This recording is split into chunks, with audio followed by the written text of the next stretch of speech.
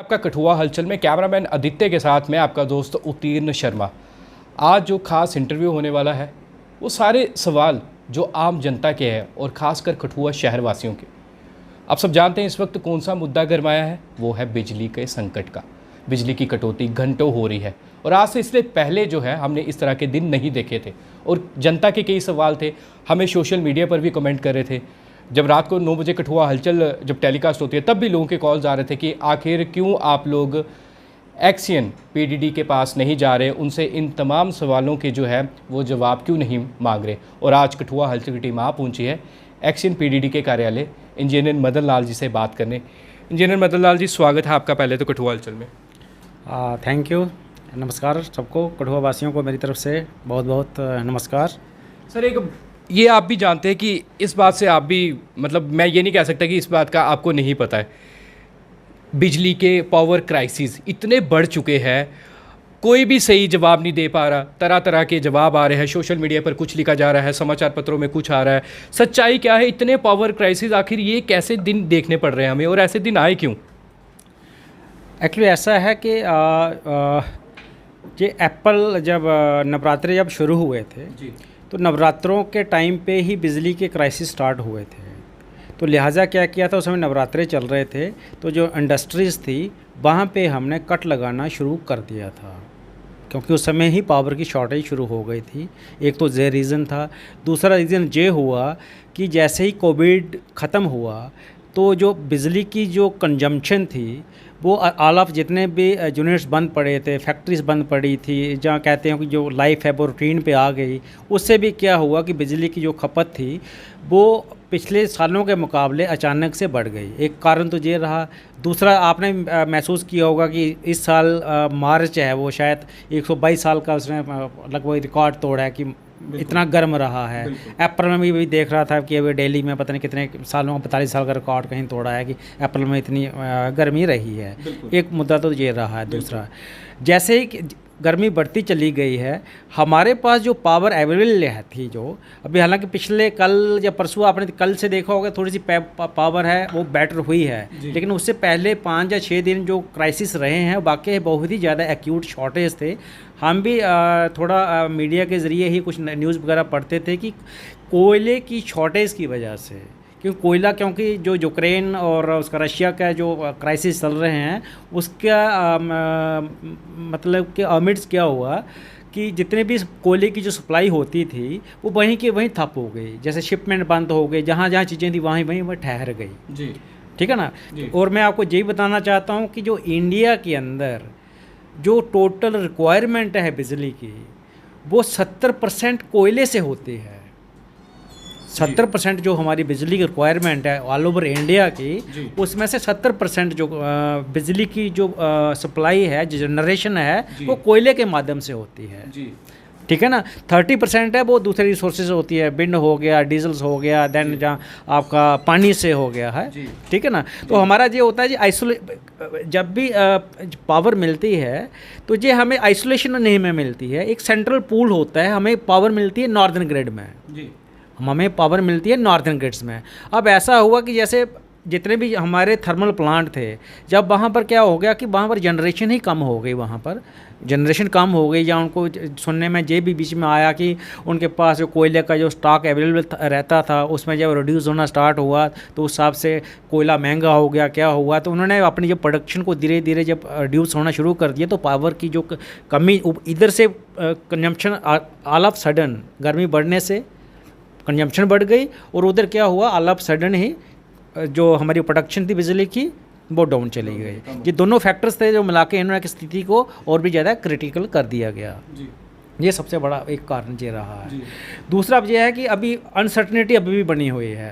Uncertainty अभी वही है। हम 24 आवर टो के ऊपर रहते हैं और ये इस समय जो शेड्यूल कट किए जाते थे, पहले होते थे जो हमारे छोटे छोटे रिसीविंग स्टेशन हैं, जैसे आपका हटली मोड़ में है, जहाँ इधर तरफ पजवाल में बना हुआ है, चरणग्राम में हुआ है, पहले जो हमारे कट होते थे वो शेड्यूल कट होते थे गवर्नमेंट की डायरेक्शन के हिसाब से। वो इन हमारे लेवल पे होते थे, यानी कि एसटीडी वाले एक्शन साहब हैं वो उनके लेवल पे कट होते थे कि जैसे सिटी में आपको पता है 4 घंटे का कट था, जो रूरल में वहाँ पे 6 घंटे का कट हुआ करता था, ठीक है ना। अब क्या हुआ कि अब जो कट है ना, मैं थोड़ा सा ये क्लैरिफाई करना चाहता हूँ आप लोगों को भी कि बिजली का थोड़ा सा ये भी समझ लें, पब्लिक भी समझ गए कि बिजली का जो किस तरीके से काम करता है, बिजली का सिस्टम है जो हमारा। जी बिल्कुल।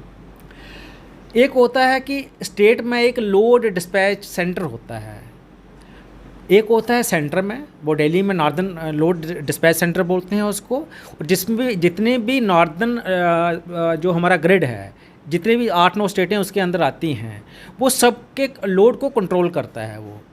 और वहीं से हमारा एक अलॉटेड कोटा रहता है हर स्टेट का, वहाँ से अलॉटेड कोटा है। नॉर्दर्न ग्रिड से हमारे पूल है, एक मतलब तालाब है एक एग्जांपल के तौर पर, वहाँ पर हमने पानी इकट्ठा कर दिया है। वहाँ पर 5-7 कोई महल्ले हैं, तो हम कहते हैं भाई एक बाल्टी आपको जहाँ से मिलेगा, दूसरे कहते हैं आधी बाल्टी जहाँ से मिलेगा। अब तालाब में पानी कम हो गया अचानक से, वैसे एक नॉर्दर्न ग्रिड में कैसे हुआ, पूल में जो पूल था उसमें जब बिजली की खपत कम हो गई, उन्होंने कहा कि स्टेट को कि अब आपको भी थोड़ी थोड़ी बिजली कम मिलेगी, अकॉर्डिंगली जो भी जैसा भी सिस्टम बना हुआ था। अब जब पूल में ही बिजली कम हो गई तो हमें बिजली कम मिलेगी। अब क्या किया, जो नॉर्दर्न ग्रिड है, जहाँ उसको बोलते हैं जो कंट्रोल करता है जो नॉर्दर्न की स्टेटें हैं, जहाँ हमारी स्टेट के अंदर भी एक क्या रहता है, उसको बोलते हैं स्टेट लोड डिस्पैच सेंटर, जो ओवरऑल स्टेट के अंदर बिजली को कंट्रोल करता है। जब हमारे पास शॉर्टेज होती है तो वो क्या करता है, हो सकता है रजौरी वाले ग्रिड को ये इंस्ट्रक्शन दे दे कि आपने फीडर ऑल ऑफ सडन काट दो। अच्छा।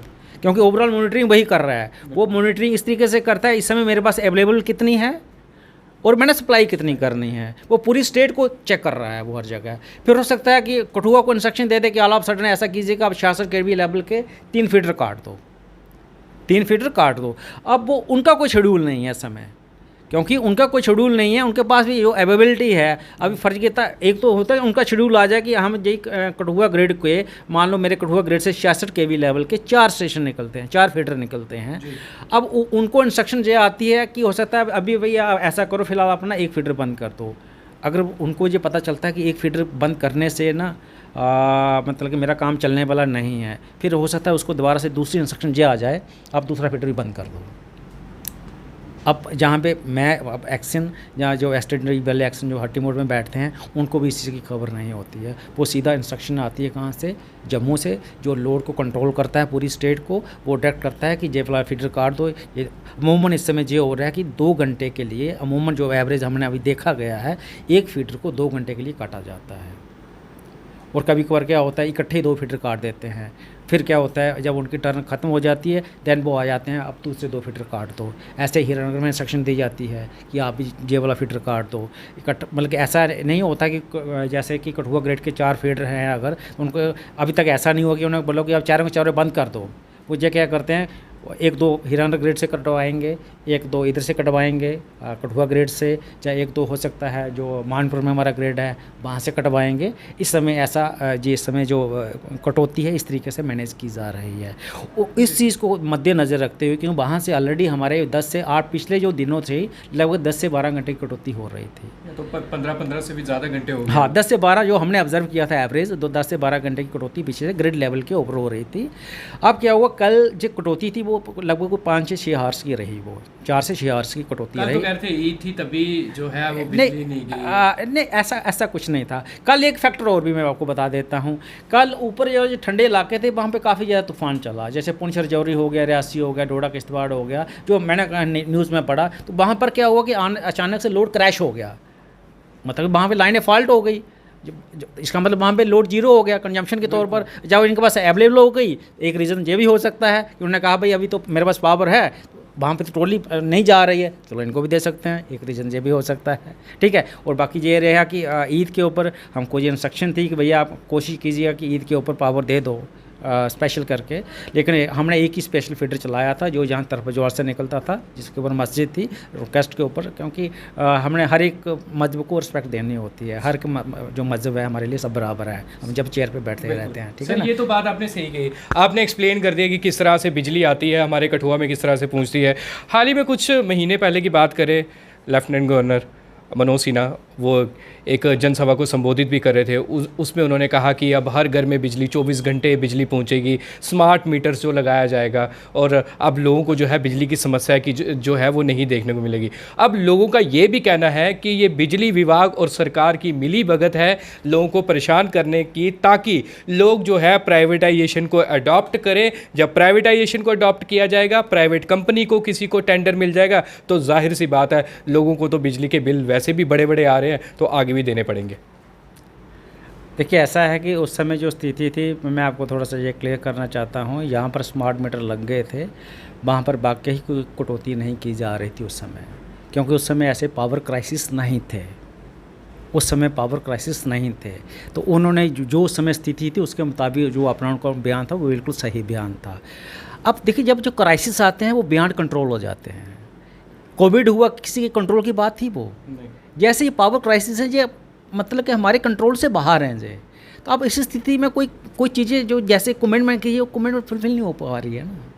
तो सर जो इतने लाखों के बिल जो लोग दे रहे हैं वो बिल किस लिए दे रहे हैं? अगर उनको बिजली नहीं मिल रही तो वो तो बिल भी दे रहे हैं। अब तो लोग ये भी कह रहे हैं अगर हम बिल नहीं दें तब भी हम बोलें कि ठीक है हमें बिजली नहीं दो। अब हम बिल भी दे रहे हैं तब भी हमें बिजली नहीं है। देखिए ऐसा है कि लोग बिल्कुल अपनी जगह सही कह रहे हैं। मैं आपके माध्यम से जो लोगों को ये कहना चाहता हूँ कि आप बिल दे रहे हैं, आप जहाँ पर मीटर लगे हुए हैं, जितनी उनकी कंजम्पशन है उस हिसाब से वो मीटर उनका किराया आ जाएगा। अगर उन्होंने बिजली कम इस्तेमाल की है तो सीधी सी बात है वो कम ही किराया ऑटोमेटिकली, उसमें उनके साथ हमारा कोई झगड़ा तो है नहीं है। ठीक है, वो पब्लिक है, वो डिमांड करेगी कि हमें बेटर से बेटर पावर दी जाए। हालांकि हाल के दिनों में देखा होगा कठुआ को हमने बहुत अच्छी पावर दी है, इसमें कोई दो राय नहीं है, ठीक है ना। बट क्राइसिस अब ऐसा आ गया जो कि कंट्रोल से बाहर है। ये नेशनल क्राइसिस है, ये खाली जे का क्राइसिस थोड़ी है, ये नेशनल क्राइसिस है ये। सर एक और बात देखने को मिल रही है जो हमें भी सूत्रों पे से भी पता लग रही है और हमने भी सोशल मीडिया पे देखी है। तो क्या कहा जा रहा है कि अब जो मशीनरी है, जो पुरानी सालों से लगी हुई है मशीनरी, वो भी ख़राब पड़ रही है और उसे भी छुपाने के लिए जो है ये एक नया पैंतरा अपनाया गया है कि मशीनरी जहाँ से बिजली आती है वो भी पुराने प्लांट हो गए हैं, वहाँ पर जो पार्ट्स है वो पुराने हो चुके हैं। नहीं, ऐसा कुछ भी नहीं है, ऐसा कुछ भी नहीं है। क्योंकि जो थर्मल प्लांट है इनकी कुछ सर्टन लाइफ रहती है, अच्छी खासी लाइफ रहती है और ये फुल कैपेसिटी के ऊपर काम करते हैं। अगर हाइड्रो की बात करो तो ये भी ऐसा कुछ भी नहीं है, ये फुल कैपेसिटी पे काम कर रहे हैं। अगर मैं मानूं कि अब हमारा बगलियार ही है, अगर अभी तो वहाँ पे पानी का डिस्चार्ज है ही नहीं है, क्योंकि अभी पंप में पूरा पानी आया नहीं है। जैसे उसमें पूरा पानी आएगा वो अपनी फुल जो उसकी कैपेसिटी है उस हिसाब से रन करना स्टार्ट कर देगा वो। तो ये जो बारिश का र्यूमर था कि बारिश नहीं हो रही है इसकी वजह से, एग्जैक्टली आपने बिल्कुल सही सवाल पूछा है जी। आपने भी देखा होगा शायद कि फरवरी, मार्च, अप्रैल में कोई बारिश नहीं, 3 महीने से कोई बारिश नहीं हुई है, ठीक है। तो पानी का जो डिस्चार्ज है वो भी कम हुआ है, पानी का डिस्चार्ज भी कम हुआ है और कहीं ना कहीं हाइड्रो से यानी पानी से जो बिजली हमारी जो पैदा होती थी कहीं ना कहीं उसमें भी कमी आई है। ये बात भी आपकी सही है और मैं आपके माध्यम से ये भी बताना चाहता हूँ, क्योंकि लिहाजा ग्रिड लेवल पे ही कटेलमेंट की जा रही थी, तो अपनी जो हमारी शेड्यूल कटेलमेंट थी जो हम करते थे, जिसका फिक्स टाइमिंग होता था, लोगों को पता होता था कि इतने बजे जानी है, इतने बजे आनी है। वो बात दूसरी है कि तूफ़ान चल पड़ा, जहाँ आंधी तूफ़ान आ गया, कोई फीडर फॉल्ट हो गया, कोई ब्रेक डाउन हो गया, वो बात दूसरी अलग से है। लेकिन हमने अपनी शेड्यूल कटेलमेंट को फ़िलहाल के लिए बंद कर दिया गया है जब तक ये स्थिति नॉर्मल नहीं होती है। सर आप इस वक्त काफ़ी बड़ी चेयर पर बैठे हैं, एक्सियन पीडीडी की चेयर पर है। मान लीजिए कि अगर आप एक्सियन पीडीडी की चेयर पर नहीं होते, आप भी मेरी तरह एक आम इंसान होते। आप भी आम इंसान हैं पर इस वक्त आप कुर्सी पर बैठे हैं। अगर आप एक आम इंसान होते तो आपको भी इस तरह के जब पावर क्राइसिस आ रहे हैं वो देखने को मिल रहे होते, तो क्या जो आपकी चेयर पर जो व्यक्ति कोई भी बैठा होता है वो इस तरह के जवाब देता, क्या आप उसके जवाब से सहमत होते जो आपने बातें बताई? देखिए ऐसा है कि ये तो बिल्कुल सही बात है कि अगर मेरी जगह पे अगर कोई दूसरा आदमी होता और मैं उसकी जगह पे होता तो मेरे से सवाल पूछता। ये डिपेंड करता है मैन टू मैन। मैं इसीलिए आपके माध्यम से लोगों को यही जो समझाने की कोशिश कर रहा हूँ कि ये क्राइसिस हैं, ये हमारे हाथ में नहीं है, ये बियॉन्ड आवर कंट्रोल हैं, ये बियॉन्ड कंट्रोल हैं। क्योंकि क्राइसिस मैंने आपको बता दिया कि शायद सबसे बड़ा क्राइसिस ये है कोल की अवेलेबिलिटी नहीं है। हालांकि इन्होंने कहा है कि जैसे मैं सुबह ही एक मतलब पेपर में पढ़ रहा था कि 72 ट्रेन को कैंसिल किया गया ताकि जो कोयले की ट्रेन थी वो टाइमली, कोयले के जो प्लांट है वहाँ पर टाइमली कोयला पहुँच सके। ठीक है ना कहीं सीरियस नेस को समझिएगा ना। 72 ट्रेनों को कैंसिल किया गया, पैसेंजर ट्रेन को, कि जो कोयले वाली जो जिसको हम मालगाड़ी बोलते हैं, इसमें कोयला जा रहा था, वो टाइमली थ्रू हो सके, उसे अपने डेस्टिनेशन पे पहुंच सके जहां उसको पहुंचना चाहिए था। सर हम बात करेंगे अपने कठुआ शहर की, हम बाहर की बात क्या करें। हम एक बड़ा ज़रूरी सवाल है कि बिजली नहीं हो तो जाहिर सी बात है पानी लोगों के घर में नहीं आता। पानी कितना ज़रूरी है इस वक्त, एक तो गर्मियाँ चल रही है, तो क्या बिजली विभाग द्वारा कोई ऐसे प्रबंध नहीं किए जा सकते, क्योंकि लोगों के घर जो है नीचे भी है, ज़रूरी नहीं फर्स्ट फ्लोर या सेकंड फ्लोर पर है, तो क्या ऐसा नहीं किया जा सकता कि PHE डिपार्टमेंट को जो है एक स्पेशल लाइन प्रोवाइड की जाए, जो उनके लिए एक स्पेशल बिजली प्रोवाइड की जाए, ताकि उनकी जो टंकी है वो भर जाए बिजली से और लोगों को जो है पानी की समस्या का हल जो है बिजली विभाग की तरफ से हो जाए। आज इसी मुद्दे को लेके हमारे जो वर्दी district development commissioner Rahul Yadav ji हैं, उनके चैम्बर में सुबह इसी मुद्दे पे उन्होंने यही सवाल पूछा था, क्या ऐसा पॉसिबल हो सकता है कि जो PHE के, मैं आपको बता देता हूँ, कठुआ टाउन को 2 फीडर हमारे ऐसे हैं कि जो खाली PHE के फीडर के नाम से ही जाने जाते हैं, वो एसेंशियल फीडर के नाम से जानते जाते हैं। एक निकलता है आपका ये तरफ बजवाल जो नीचे स्टेशन बनना है, एक निकलता है हटली मोड़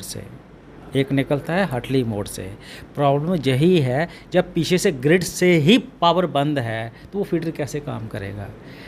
अगर इन पावर हाउस तक लाइट आएगी तो हमें जाते जो हो ना कि हमें आप पावर आ गई, आप कहते हैं भैया हम आपको ये वाला फीडर दे रहे हैं, आप बाकी की सारा फीडर बंद कर दो, खाली PHE को सप्लाई को चालू रखो। बिल्कुल हम उस पर काम करने की कोशिश कर रहे हैं। वो किस हद तक हम कामयाब होते हैं या नहीं होते हैं जी, अभी मैं इस पर कोई टिप्पणी नहीं करना चाहूँगा। मैं मतलब इस पर आपका विचार है?